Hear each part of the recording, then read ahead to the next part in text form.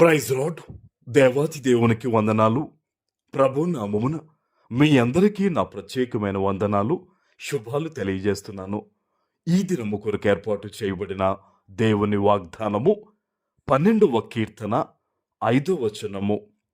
రక్షణను కోరుకుని వారికి నేను రక్షణ కలగజేసేదనని యెహోవా సెలవిచ్చుచున్నాడు. దేవుని నామానికి మహిమ కలుగునుగాక. ఈ ఉదయకాల సమయంలో సర్వ సృష్టికర్త అయిన నీ తండ్రి నిన్ను ఆశీర్వదించి గొప్ప వాగ్దానాన్ని నీకు అందిస్తూ ఉన్నారు. హల్లెలూయా.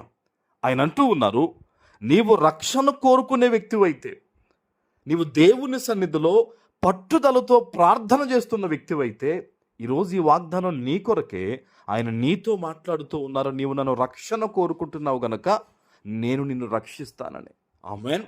మీరు బైబిల్లో చూడండి, దేవుడు ఎవరి విషయంలో ఆయన వాగ్దానం ఇచ్చిన ఆ వాగ్దానము నెరవేర్చినట్టుగానే బైబిల్లో మనం చూస్తూ ఉన్నాం. ఎందుకంటే ఆయన మాట తప్పనివాడు.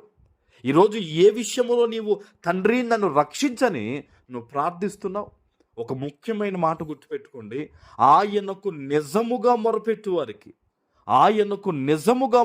వారికి ఆయన సమీపంగా ఉన్నాడంట. లేఖనం చెప్తుంది ఈ మాట. మరి ఈరోజు నిజముగా మొరపెట్టేవారు, ఏదో తాత్కాలికంగా అప్పుడప్పుడు ప్రార్థన చేసేవారు ఉంటారంటే ఉన్నారు. ఈరోజు వాగ్దానం వినేవారిలో కూడా కొంతమంది నిజముగా మొరపెట్టేవారు ఉన్నారు. వారితో దేవుడు మాట్లాడుతున్నారు, నేను నిన్ను రక్షిస్తానని. మరి అప్పుడప్పుడు మాత్రమే ప్రార్థన చేసేవారు, వారు ఆత్మీయంగా ఇంకా బలహీనంగా ఉన్నవారే. ఏమండి, మనుష్యుల ఎదుట నువ్వు ఎప్పుడైతే చేయి చాపుతావో నీ విలువ తగ్గిపోద్ది. నువ్వు ఎప్పుడైతే దేవుని దగ్గర నీ చేయి చాపుతావో నీ విలువ పెరుగుద్ది. హల్లెలూయా. ఎందుకు ఏ విషయంలో అయినా సరే మొదట మనుష్యులు పట్టుకుంటున్నావు? ధనం విషయంలోనో, కోర్టు కేసుల గురించనో, పరిస్థితుల గురించనో, బిడ్డల గురించనో, ఉద్యోగాల గురించనో మొదట దేవుణ్ణి అడుగు. దేవుని సన్నిధిలో ప్రార్థన చేయి. నిద్ర మానుకునే త్యాగం చేసి జీవితంలో ప్రార్థన చేయడం నేర్చుకో. ఎవరైతే తమ జీవితంలో కొన్ని త్యాగాలు చేస్తారో, నిద్రను పక్కన పెట్టి, ఒకరోజు ఉద్యోగాన్ని పక్కన పెట్టి, ఒకరోజు వ్యాపారాన్ని పక్కన పెట్టి, దేవునికి కేటాయించి ఉపవాసం ఉండి దేవుని సన్నిధిలో ప్రభువా మమ్మల్ని రక్షించు అని తమను తాము తగ్గించుకొని ప్రార్థిస్తారు, నా ప్రభు వారిని రక్షించడానికి నేడు సిద్ధంగా ఉన్నారు. లక్షల రూపాయల అప్పులున్నా సరే నా ప్రభు తీర్చగలడు. వైద్యులు ఇంకా చేతులు ఎత్తేసారేమో, బహుశా మా వల్ల కాదని వారిని లేపి నిలబెట్టగలడు. బిడ్డల విషయంలో అసలు భయంకరమైన పరిస్థితులేమో వారిని అనేక మందికి దీవెనకరంగా ప్రభువు నిలబెట్టగలడు. దేవునికి అసాధ్యమైనది ఏముందండి? ఈరోజు నువ్వు ఎక్కడి నుంచి ఈ వాగ్దానం మీరు వింటున్నా సరే, నా ప్రభువు మీతో మాట్లాడుతున్నాడు. ఆయన రక్షించడానికి సిద్ధంగా ఉన్న దేవుడు.